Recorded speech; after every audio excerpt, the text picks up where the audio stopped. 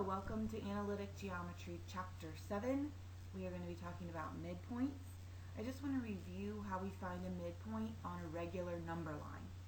If I had a point plotted at number 5 on a number line, and then a point plotted at number 17, you might want to jot this down and draw a picture for yourself because I did not include one in my PowerPoint. If you were going to do that and you added 5 and 17 together, you would get 22. If you divide that by 2, right, you would get 11. So that would be the midpoint. 11 is exactly halfway between the two endpoints. That's 6 units away from 5 and 6 units away from 17. Okay, so what if you did that again though using -6 and 4?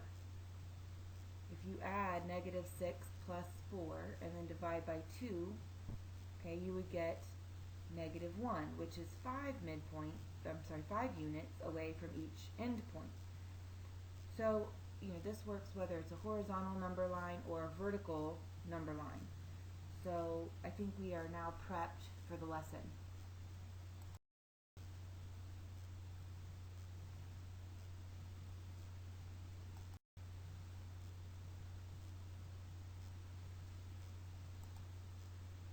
So let's look at the formula on how to find the midpoint if I have AB on a coordinate grid.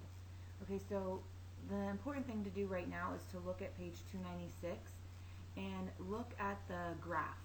Okay, the graph on here has a triangle with, it looks like the triangle is on the outside of another, I guess a quadrilateral, looks like a rectangle, and we don't know the midpoint of the segment AB.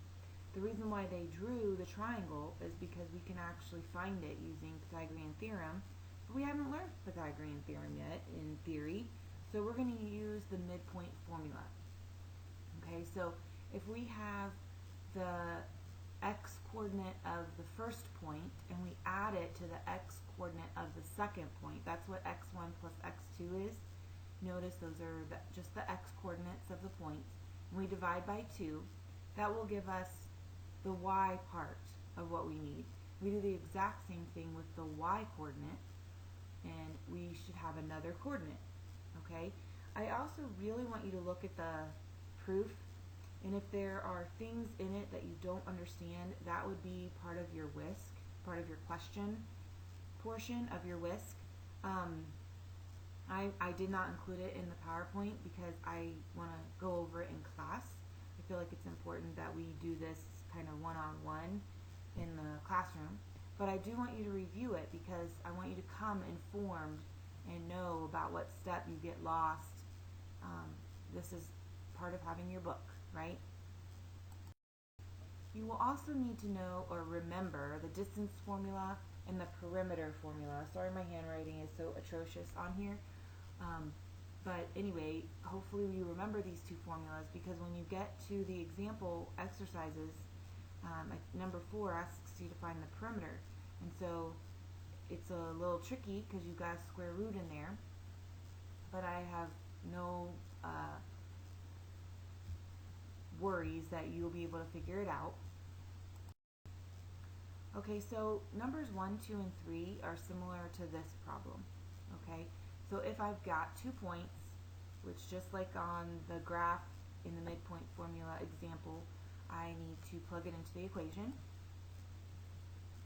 Okay, so my x coordinate was 3 on the one point, and my x coordinate on the other point was 1, divided by 2, and then -5 plus -6 divided by 2 gives me the y. And there I go. That's all I needed for this. You now have the midpoint of that line that goes from 3, -5 to 1, -6 on a graph. It's just going to get a little trickier when you have to find the perimeter. And number 5 is probably the more difficult one. But I still think you can do it, and I want you to try. But you do not have to submit this as a summary to me, but I do want you to do 1 through 5. Come to class prepared, and that will be your summary portion. and I will see you then.